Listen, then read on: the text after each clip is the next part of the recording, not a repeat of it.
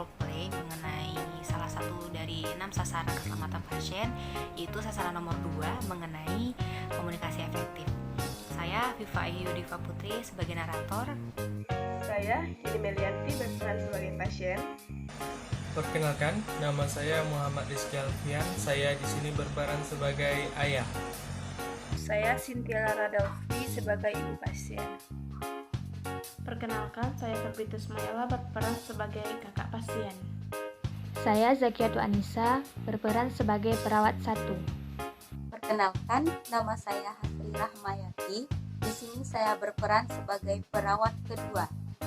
Perkenalkan, saya Hayatun Nabila Putrima sebagai perawat 3. Saya Meli Rizky Helmi sebagai perawat 4. Saya Rina Valesa Villa sebagai dokter.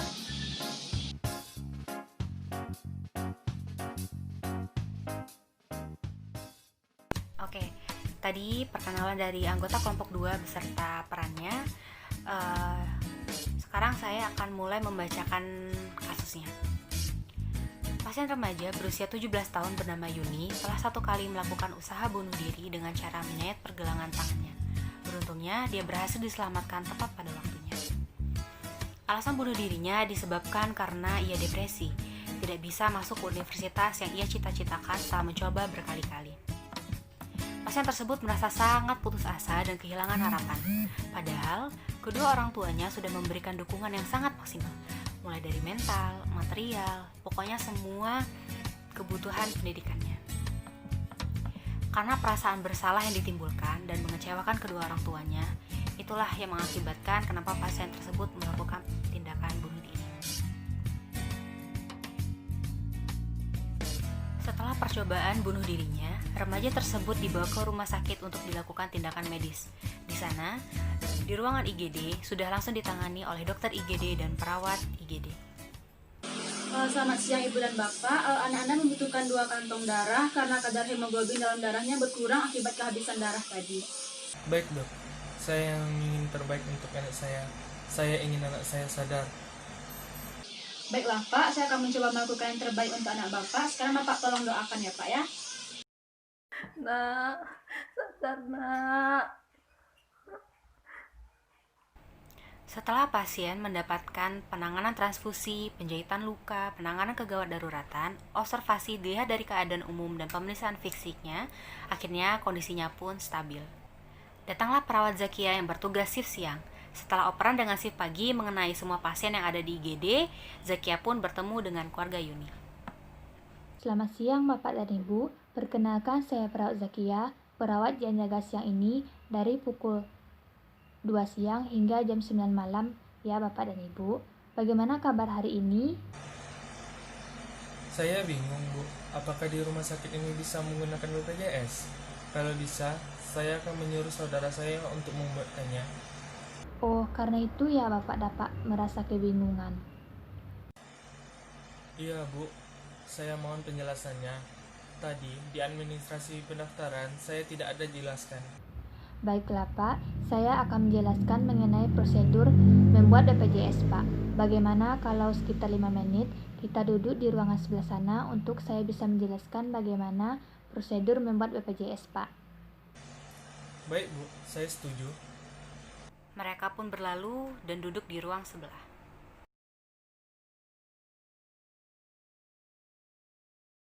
Oh, begitu ya bu.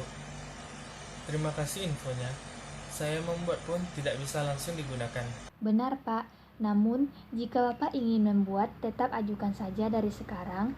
Kita tidak tahu kan Pak, keadaan kita bila tiba-tiba sakit atau kondisi yang tidak diinginkan. Karena BPJS sangat membantu dalam proses pengobatan serta cepat dalam menerima pelayanan Pak. Baiklah bu, terima kasih banyak. Besok saya akan ke kantor BPJS. Saya akan mendaftarkan keluarga saya semuanya. Iya Pak, saya setuju sekali kalau Bapak mau mendaftar ke BPJS. Jika Bapak sudah paham, sekarang saya akan memeriksa tekanan darah anak Bapak. Dan jika Bapak ada yang ingin ditanyakan atau membutuhkan bantuan saya, Bapak jangan sungkan untuk memanggil saya ke ruang perawat ya Pak. Baiklah Pak, saya permisi ya Pak. Setelah melakukan observasi beberapa jam, kondisi pasien pun dinyatakan stabil. Meskipun belum sadar, pasien tersebut bisa dipindahkan ke ruang perawatan. Perawat yang bertugas di ruangan perawatan tersebut sudah mempersiapkan diri dan menganalisis diri sejauh mana kesiapan fisik, psikologis, pengetahuan, dan cara mengendalikan hambatan yang ada dalam dirinya sebelum menghadapi pasien. Aduh nak, kasihan dirimu. Pasti sakit kan nak. Janganlah kayak gitu lagi ya. Sudahlah Bu, yang tabah. Anak kita lagi nggak sadar. Nggak mungkin mendengar suara ibu. Iya Pak, tahu. Tapi tetap saja sedih ngelihat kayak gitu Pak. Ya Bu, sabar ya Bu, kita doakan Yuni ini cepat sadar ya Bu. Assalamualaikum, selamat pagi Pak, Bu. Waalaikumsalam, selamat pagi.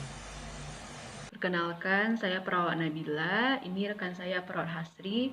Kami berdua nanti yang bertugas dari jam 8 sampai jam 2 siang ya Bu, Bapak. Bagaimana Bu keadaan Yuni hari ini Bu? Dari tadi anak saya belum sadar juga. Kenapa ya? Anak Bapak sudah melewati kondisi kritisnya. Anak Bapak masih belum sadar, mungkin karena pengaruh obat bius yang diberikan oleh tim medis tadi saat penjahitan luka. Baiklah Pak, Bu, izinkan saya untuk memeriksa tekanan darah, denyut nadi, pernafasan, dan suhu tubuh anak Ibu. Kurang lebih selama 7 menit ke depan. Bolehkah Bu? Oh iya, silakan Sus. Bagaimana tanda-tanda vitalnya? Oh iya Bu, tadi saya sudah menghitung denyut nadi, tekanan darah, suhu, dan nafas anak Ibu. Semuanya dalam normal, kecuali tekanan darah anak Ibu yang masih sedikit rendah akibat kehilangan darah sewaktu dia terluka tadi. Wah, itu gawat ya Sus. Tenang saja Ibu. Tadi kan kita telah melakukan transfusi darah. Insya Allah beberapa waktu lagi tekanan darah Yuni akan kembali normal ya Ibu. Oh begitu, syukurlah, alhamdulillah. Terima kasih Sus. Iya Pak, kalau begitu kami permisi dulu ya Pak.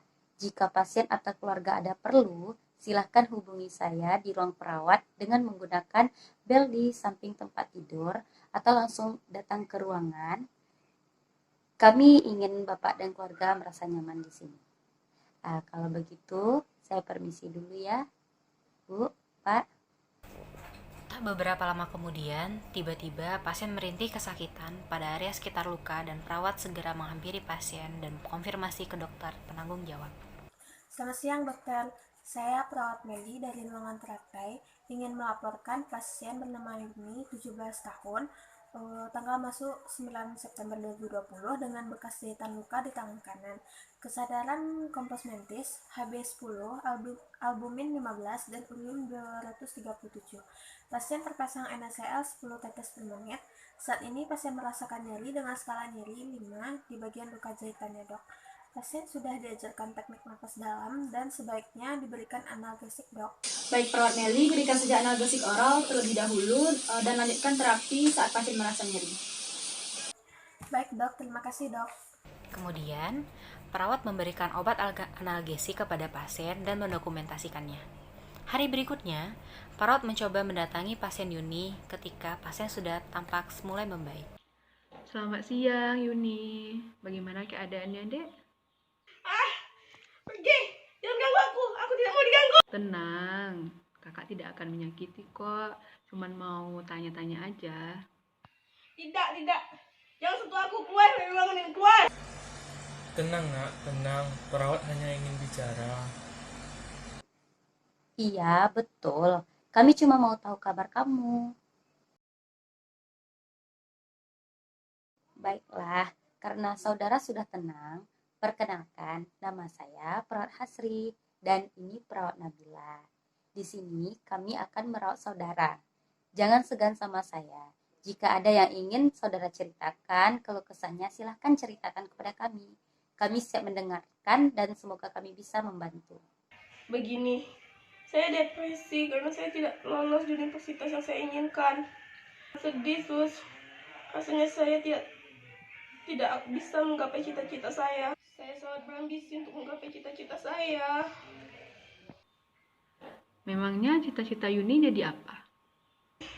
Saya depresi karena saya tidak pernah bisa lolos di universitas yang saya inginkan, Sus.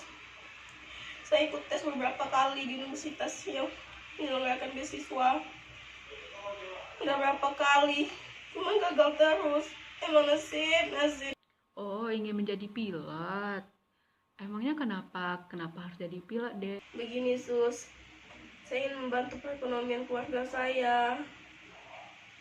Dari kabar yang saya dengar, katanya pilot lebih mudah mendapat banyak uang. Lagi pula, saya bisa sekalian mengajak keluarga saya jalan-jalan. Karena selama ini keluarga saya tidak pernah jalan-jalan, Sus. Bener, Sus. Dari kecil, anak saya memang cita-citanya jadi pilot, Sus.